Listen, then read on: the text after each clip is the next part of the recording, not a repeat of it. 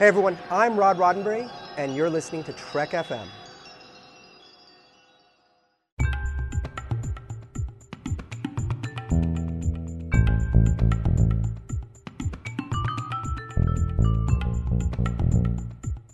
Hello and welcome to Stage 9, Trek FM show about the people who make Star Trek. I'm Mike. I'm John. And today we're going to discuss a pilot which was directed by David Semel, the director of the Star Trek Discovery pilot, Man in the High Castle. But first, let's talk about a little bit of Discovery news, shall we? Discovery in the news. Yeah, now this is something which we completely missed. I think it's been out there for a while now, but Wendy Crewson is going to play an admiral on Discovery.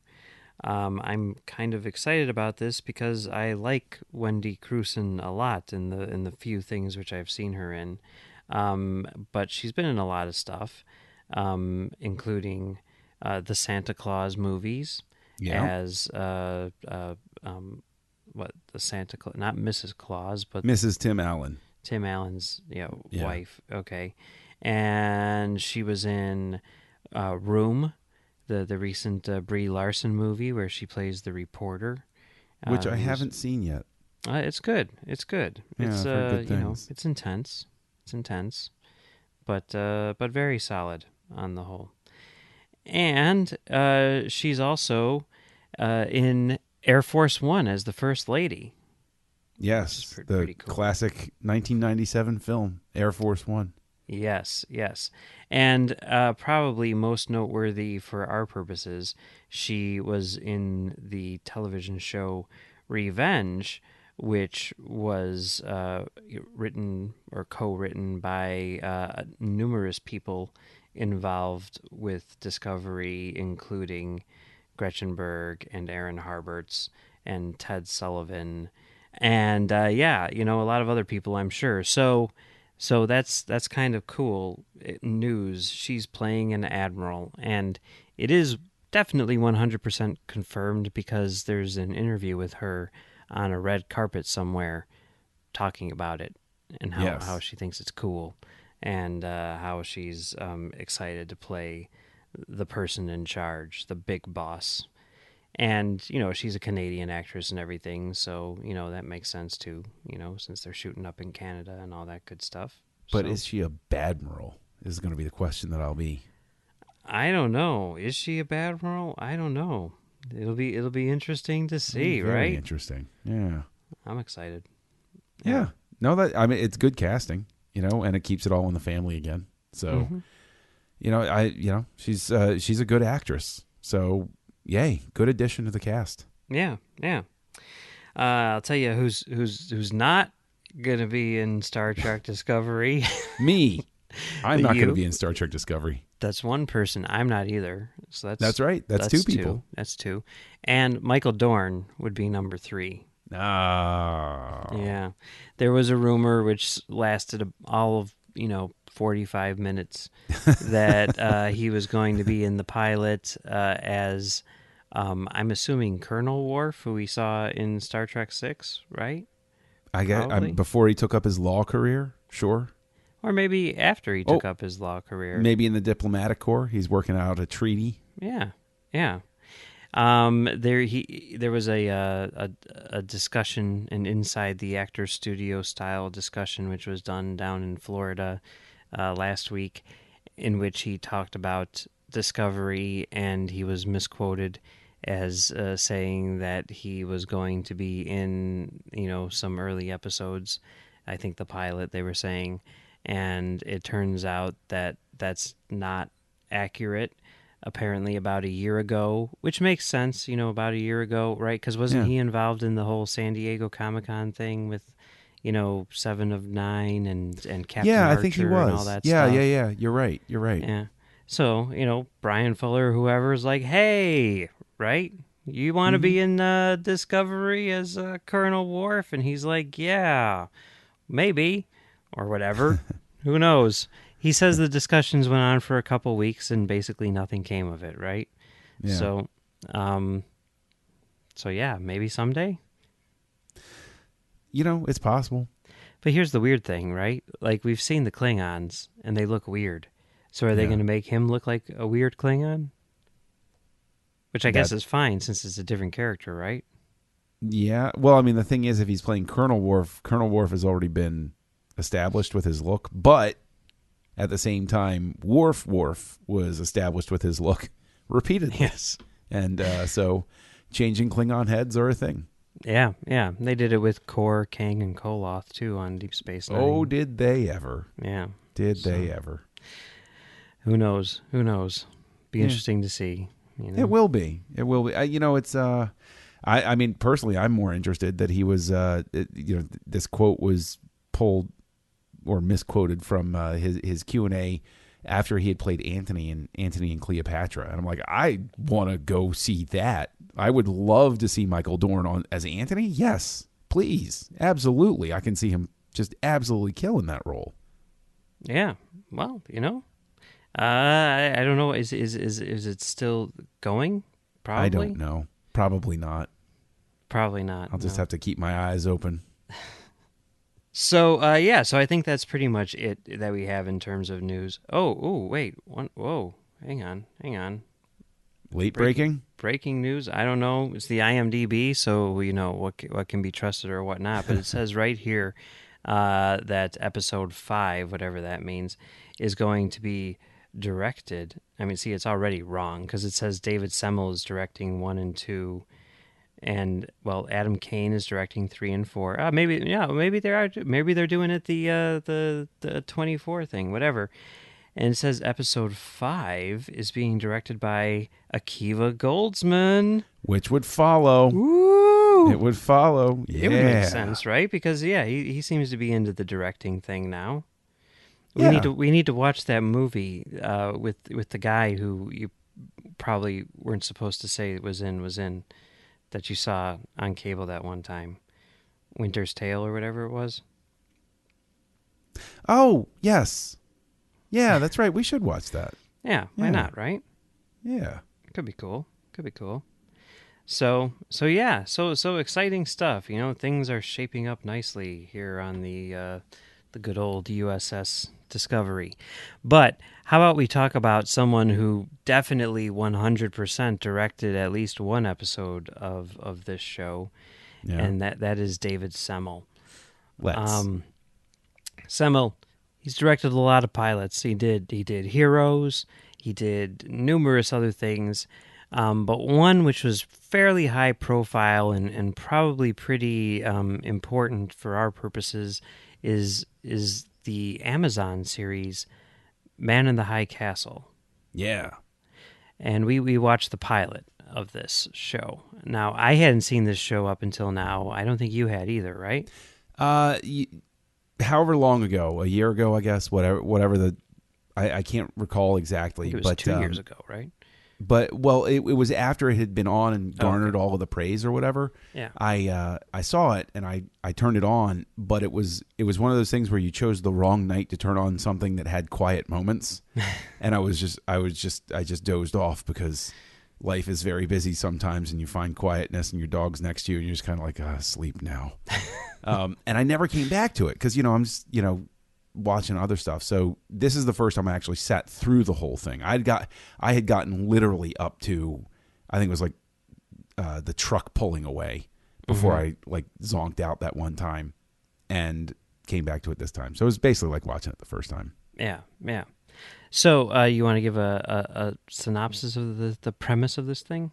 It's set in the 1960s, and the Nazis won World War II, and we pick up the story in occupied New York in the Greater Nazi Reich, and we know also that the Rocky Mountains serve as a dividing line, and everything west of the Rocky Mountains is part of the Japanese Empire, and everything east of it is the Greater Nazi Reich.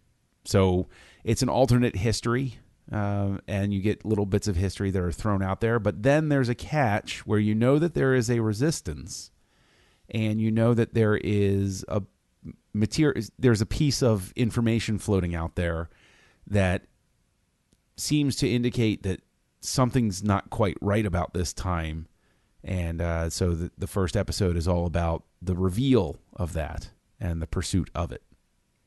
Yes, yes. I mean, I don't think that it's major spoilers to say what that is in, all the advertising and everything. Well, that's true. I mean, basically, it's that there is a film which shows newsreel footage of an alternate reality in which America won World War II. And, what's up with that? So, and the piece of tape on it says the grasshopper lies heavy. yes. And so we have no idea one episode in what that means. No. But it's one of those little tidbits. I mean, I loved it. I am all in on Man in the High Castle. I've been looking for something to soak up what little free time I might have, and I think I've found it with this, because this is, I'm hoping it doesn't wind up going the way of so many Philip K. Dick adaptations where it starts off really strong and then just sort of loses steam. But yeah, I mean, this is a great pilot, because the very last moment of it, you're kind of like, wow, this is really good. Oh no, I have to watch episode 2 now. Yeah, no, that's true. That's true. I was also very impressed by the pilot. I've been kind of like circling this show forever, trying to get to it. And there are a lot of people who have said that I should watch it, including some listeners. And, I'm glad that I did start it up, because it is very interesting. I like the idea of sort of these what if stories, these alternate histories and everything like that. If one little thing changes, how does the world change? That sort of thing. And this is kind of like a really interesting premise, because it's obviously like one of the biggest, maybe the biggest what if of the 20th century, right? Sure. I mean, and I'm sure I'm not the only one who's thought about this on numerous occasions. Like, what would the world be like if the Nazis had won? And have you ever played Axis and Allies? I mean, like when I was in high school, but I don't. Yeah. Oh well. I mean, basically that anybody who's ever played that game knows that, I mean, whether you play the game or not, but the whole fun of the game is it's the race toward the technology that's going to win the war. Mm-hmm. And this is obviously set up with the idea that the Nazis got there first, and that's what tipped everything in their favor. Yeah. Because they make a reference to what happened to Washington, D.C., mm-hmm. and, it's not there anymore. Yeah. So, yeah. Yeah, it's really good, and I definitely would recommend it as well, based on the pilot, which is all that I've watched so far. But yeah, let's talk about the pilot. I mean, we should say the show was developed and the pilot was written by Frank Spotnitz, who's an X-Files veteran. Yeah, he was one of the high ups on that show, and co-wrote the movie The X-Files. And I think he did I Want to Believe as well, if I'm not mistaken, right? I don't want to know if he did. Okay, all right. You don't want to believe that he wrote... I don't want to believe he had anything to do with that movie. I rewatched that movie recently, and it's not nearly as bad as I remembered it to be. It's just very insignificant for, the only X-Files adventure that we get in, X amount of years, Well, it's no Independence Day resurgence, but at the same time, it's no Independence Day. So there's the problem. He did co-write that one, and he also was the co-creator of the Lone Gunman TV show, so that's cool. You got to take the good with the bad, I guess. And also, I mean, we should note that he is the co-creator of Medici, Masters of Florence, along with Nicholas Meyer, which you can find on Netflix these days. But regardless, so it's got that, sort of like X-Files vibe to it in a sense, that's sort of like trying to figure out what's going on sort of thing. But as far as what Semmel brought to it, I mean, what did you think? I mean, visually speaking and everything like that, what did you think about it? Well, I thought that visually it was very successful, especially given the fact that he did a really good job of the reveal shots, of building up to and showing some restraint with things like showing the alternate Times Square, or alternate visions of San Francisco.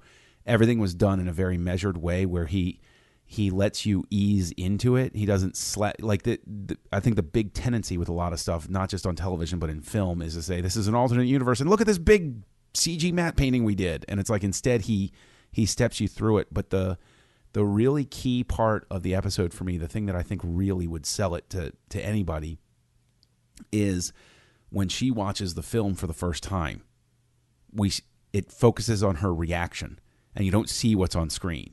And then she plays it again, and you see a little snippet, and then plays it again, and you see a little different snippet. And he reveals basically it takes this whole idea of repetition, and it makes what we're about to see important without showing the whole thing in one shot. And I thought that showed a really good, a good sense of direction, because he makes you want to see what's going to be on that screen really badly. Why is she reacting this way? That's a little snippet. What does this mean?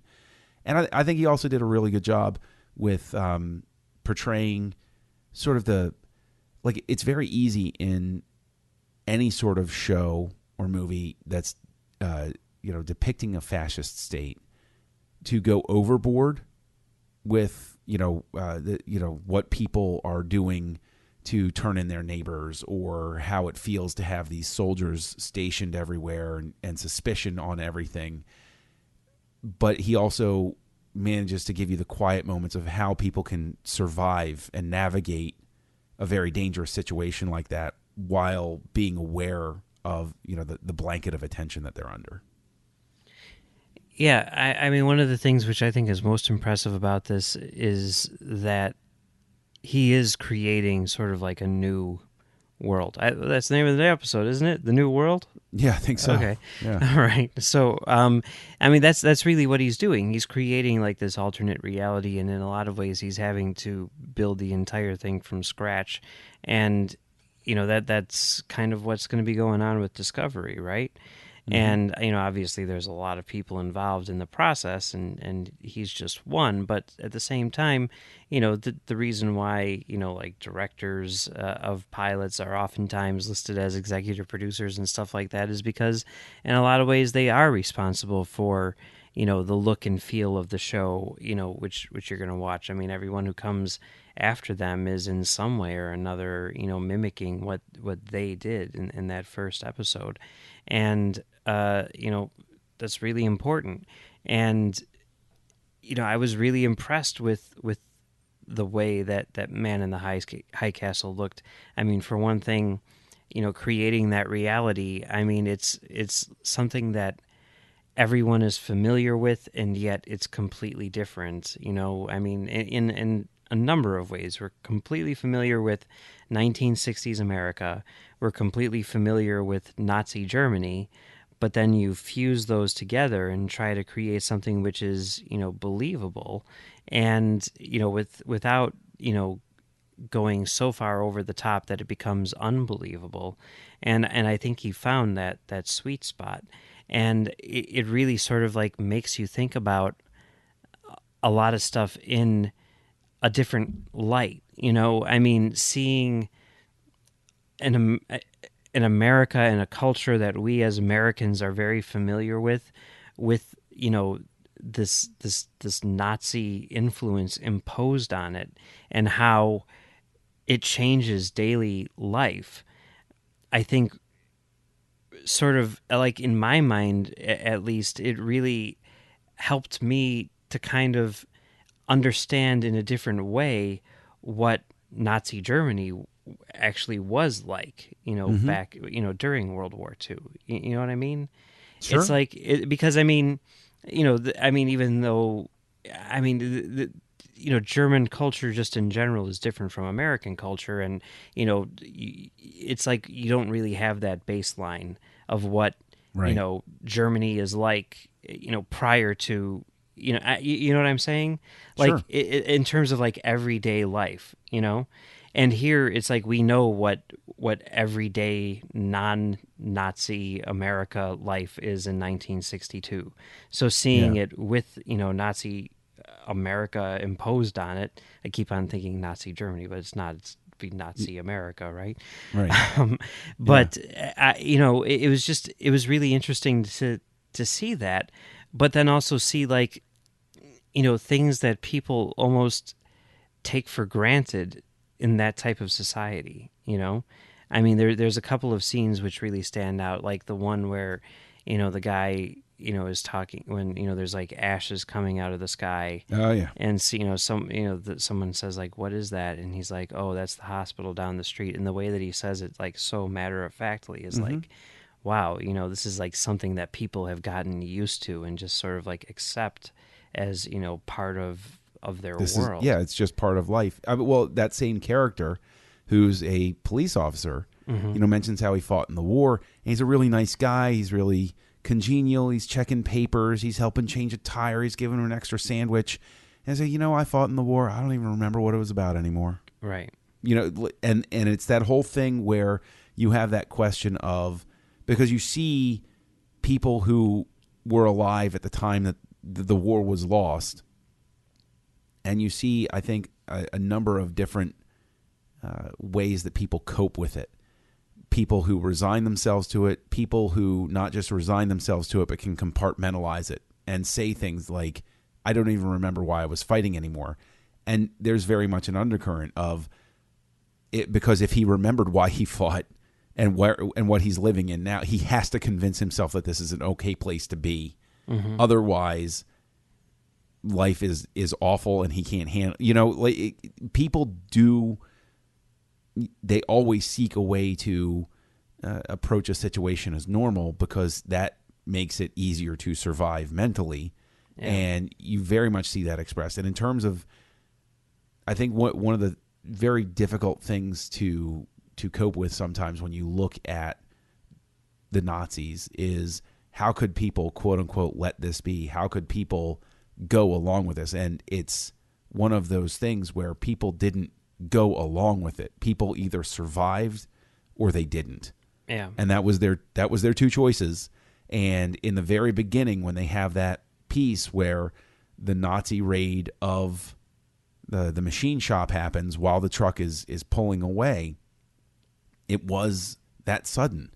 Imagine living in a place where you literally any given moment could suddenly have attack dogs sicked on you.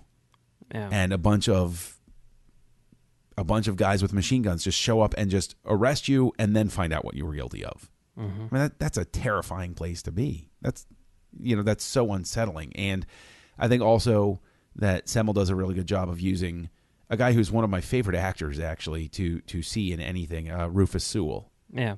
He does a really good job using him and getting him to, I mean, so much of it is the actor's thing, but a director working with an actor to guide him toward the more menacing choice here.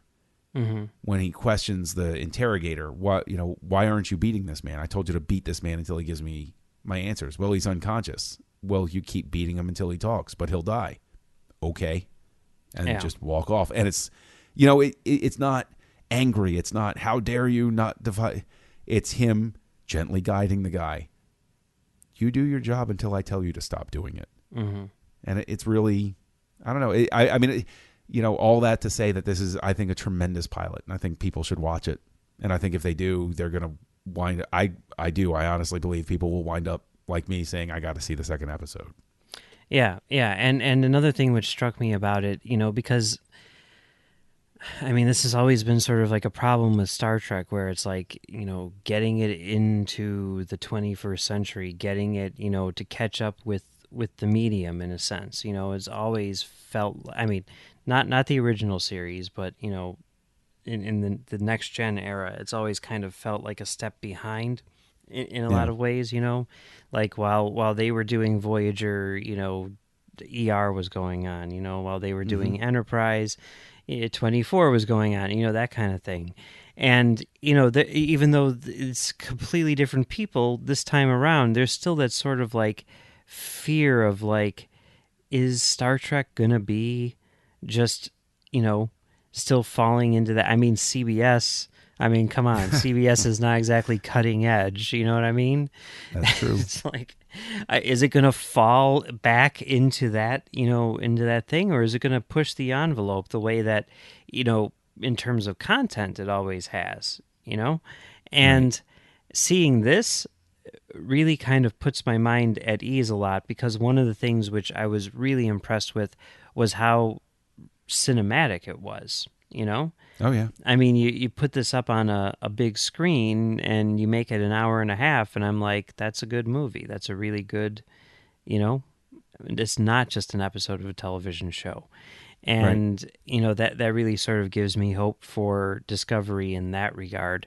Not that I had any real rational fears about that, but that's always going to be in the back of my mind whenever I'm watching Star Trek, Right.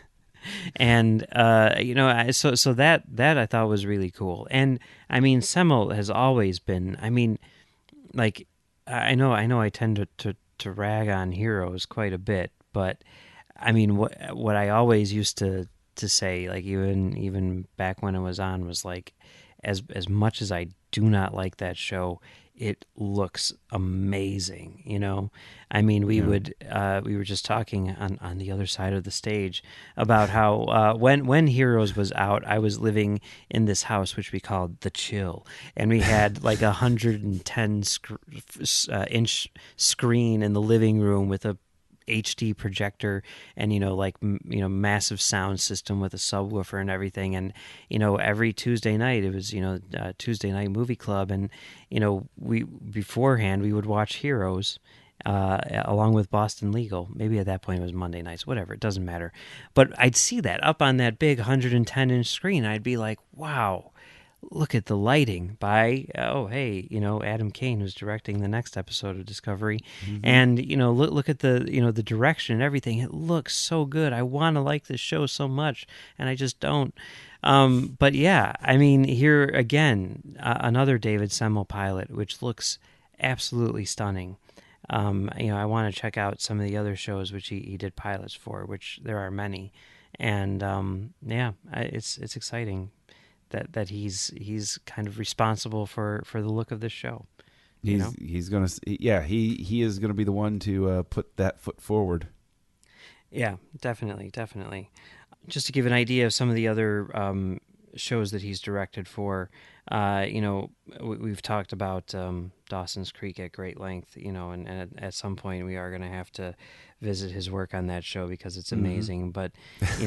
But, Person of Interest, American Horror Story, Homeland, CSI, Hannibal, The Strain, Madam Secretary, Code Black, Pure Genius, I mean, he's done tons and tons and tons of stuff. A lot of those he did the pilots for, and it's exciting that they did get someone of his caliber. And he's someone who's done a lot of stuff on CBS, and it's exciting, It is. I agree. Yeah. So any final thoughts on Man in the High Castle? I do. I urge people to watch it, especially if, like you said, you're a fan of historical fiction or alternate history stuff, which, being Star Trek fans, we've gotten our fair share of that. Yeah, so, how many times have we seen Nazis in weird places on Star Trek, Why, as recently as Enterprise. Yes, yeah, for sure. Yeah. Please don't use that plot line. I would also, they originally wanted that plot line to be all of season 4. I'm so glad they didn't. I think that was Rick Berman's idea, and then they brought on Manny Coto as showrunner, and Manny Coto was like, yeah, how about we don't do that? How about we not anger people anymore? Yeah, the entire thing was going to take place like in the 40s and everything in this whatever. That would have been weird. Anyway. Yeah, especially with Nosferatu leading them. Yep. Well, yeah, I definitely would recommend checking out the pilot as well. And, I imagine that, just like, with you, anyone else who sees the pilot is probably going to be hooked instantaneously as I was too. And I'm very much looking forward to diving into this show and checking out what else it has to offer. So yeah. Well, it's been fun talking about Man in the High Castle today, but that's not all we're talking about on Trek FM this week. So here's a look at what you may have missed elsewhere on the network. Previously on Trek.fm, Standard Orbit. You went back to like TV show land, not into the Star Trek universe, you know. They're talking about lithium crystals and not dilithium crystals, for example. Well, lithium crystals, man, those things obviously will catch on fire and explode. That's good. Earl Grey. You are putting me in the hot seat here because, again, not that familiar with the original series. So when you brought it up as... Boo! Jury number 3, contain yourself. To the journey! Let's have some tea and watch the Waltons. Good night, John Boy. Good night, Cass. Good night, Harry. Good night, Chakotay. Good night, Joe Van Gogh. Good night, Catherine. And that's what else is happening on Trek.fm. Check out these shows and discover what we're talking about in your favorite corner of the Star Trek universe. You'll find us wherever you get your podcasts. If you're an Apple user, be sure to hit the subscribe button. That helps us out greatly and makes it easier for other listeners to find the show as they search iTunes.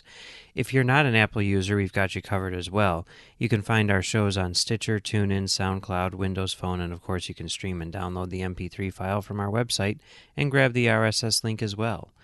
We'd like to thank our associate producers, Chris Steftenagel and Jeff Sutter. Thank you very much for helping us out, guys. If you want to be like Chris and Jeff, head on over to patreon.com/trekfm and become a patron of the network. If you visit patreon.com/trekfm, that's patreon.com/trekfm, you'll find our current goals and different milestone contribution levels, along with all the great perks we have for you, including early access to content, exclusive content, producer credits, and more. We really appreciate any support you can give us and hope you'll join the team. Again, you'll find all the details at patreon.com/trekfm. If you want to contact us, you can find us on Twitter at TrekFM or on Facebook at facebook.com/TrekFM. Facebook is also where you'll find the Babel Conference. Just type the Babel Conference, that's Babel, into the search field on Facebook, and we'll come right up. So, John, where else can people find you on the internet? Oh, look for Castle Junkie, castleJunkie.com. You can also find me co-hosting Words with Nerds with my pal Craig, and you can find me over on the Nerd Party Network co-hosting Aggressive Negotiations with Matthew Rushing, and another little show called Great Shot Kid with Mike Schindler, which is a pretty interesting alternate history concept of this show. Yes, it's the Man in the High Castle of Stage 9, where instead of talking about people who make Star Trek, we talk about people who make Star Wars. And you can find that over on the nerdparty.com. You can also find me on talkfilmsociety.com doing Soderbergh 2828, where we talk about every single Steven Soderbergh movie from beginning to end. And you can find me on commentarytrackstars.com doing commentary track stars. When I get around to it, I've literally got 3 episodes in the can, which I just need to edit and get out there for the world to see and or hear, whatever. And I will do that as soon as I humanly can. And you can find me on Twitter at Mumbles3K. So next week, we'll be back to look at one of Jason Isaacs' movies, Harry Potter and the Chamber of Secrets.